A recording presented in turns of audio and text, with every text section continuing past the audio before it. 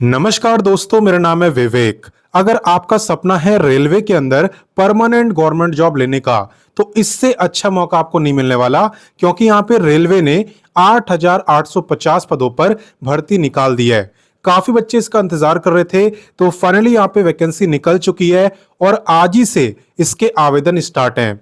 तो फॉर्म को कैसे भरना है ये मैं आपको सिखाऊंगा, साथ ही साथ बुक्स भी मैं आपको बताऊंगा किस बुक से आप इस गवर्नमेंट जॉब की तैयारी कर सकते हो। ठीक है ना। ए टू जेड सारी जानकारी मिलेगी, आप बस वीडियो को पूरा देखना।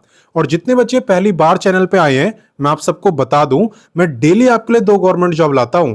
पहली गवर्नमेंट जॉब मैं आपको सुबह 10 बजे बताता हूं, डेली रोजगार विद विवेक पर, जो कि अभी आप देख भी रहे हो। तो सिर्फ देखना नहीं है, सब्सक्राइब करो, बेल आइकन दबाओ, ऑल के ऑप्शन पर टिक करो, ताकि जैसी मैं वीडियो डालूं तुरंत आप पे नोटिफिकेशन आए और सबसे पहले आप ही मेरे वीडियोस को देख पाओ।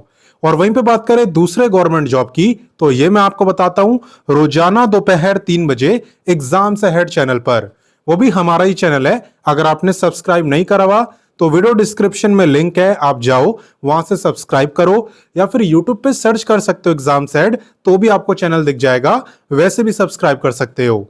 ठीक है, तो चलिए अब बात करते हैं आज के गवर्नमेंट जॉब की। तो आपको याद होगा, मैंने सितंबर मंथ में आपको एक भर्ती के बारे में बताया था जिसका नाम है आरआरबी एनटीपीसी।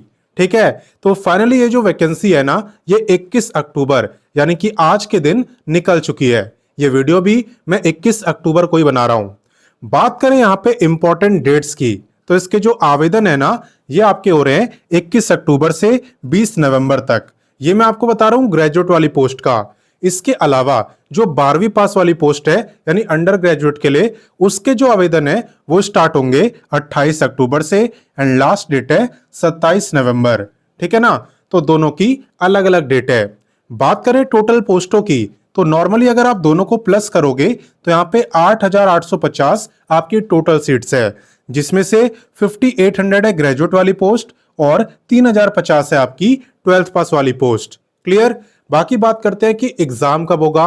तो देखो, वैसे डेट अनाउंस नहीं हुई है, लेकिन यहाँ पे एक्सपेक्ट करा जा रहा है कि जनवरी 2026 में आपकी परीक्षा हो सकती है।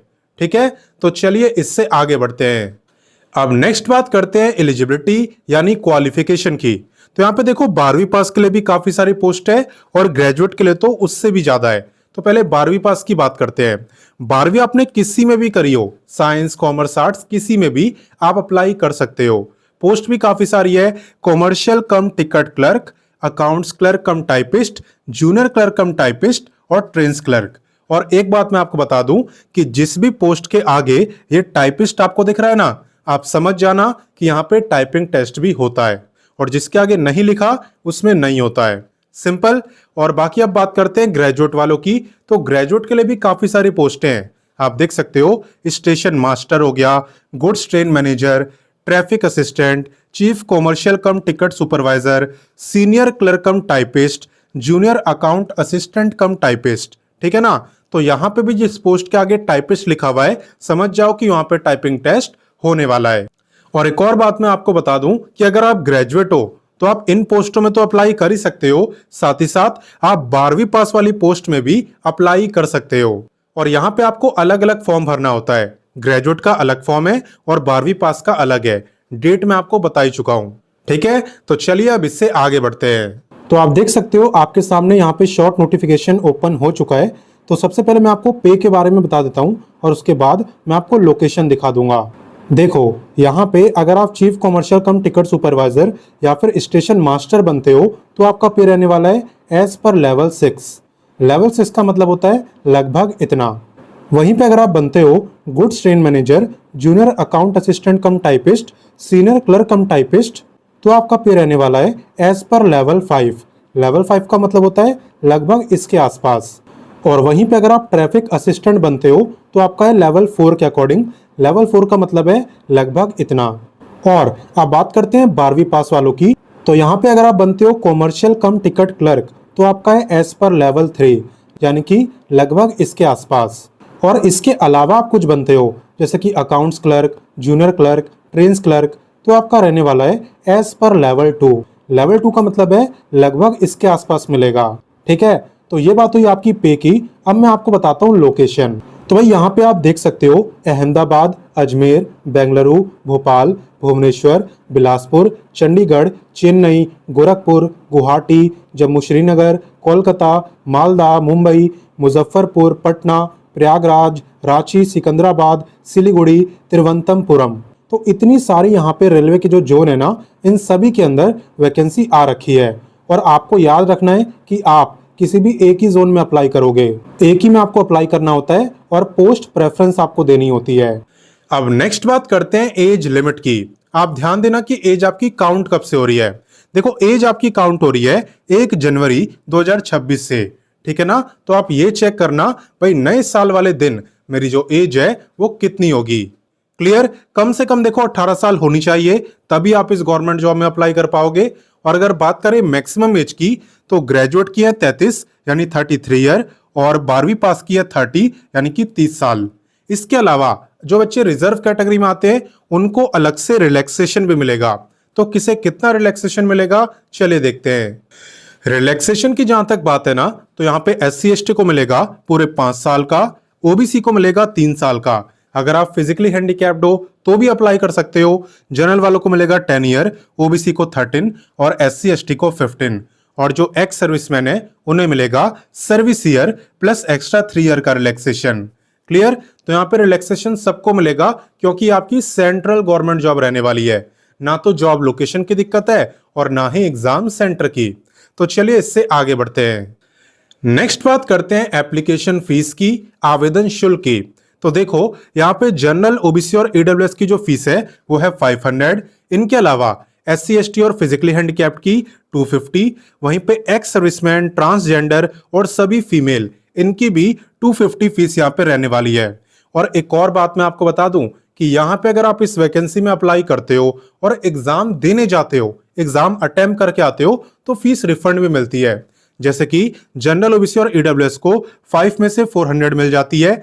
वहीं पे SC/ST, physically handicapped, ex serviceman, female, इन सबको 250 के 250 रिफंड मिल जाते हैं। थोड़ा टाइम जरूर लगता है लेकिन हाँ मिल जाते हैं। तो चले इससे आगे बढ़ते हैं और बाकी जानकारी लेते हैं। नेक्स्ट बात करते हैं सिलेक्शन प्रोसेस की।